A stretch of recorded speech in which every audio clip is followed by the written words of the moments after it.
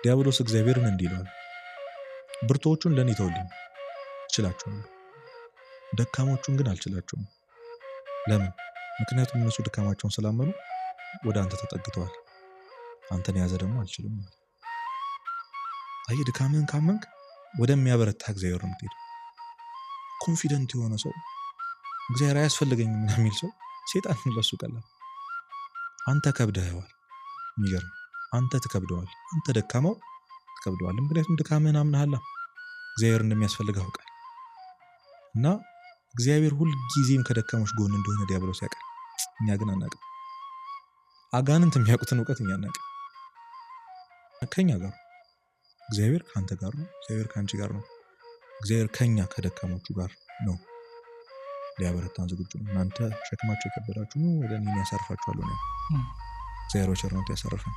አሜን አሜን።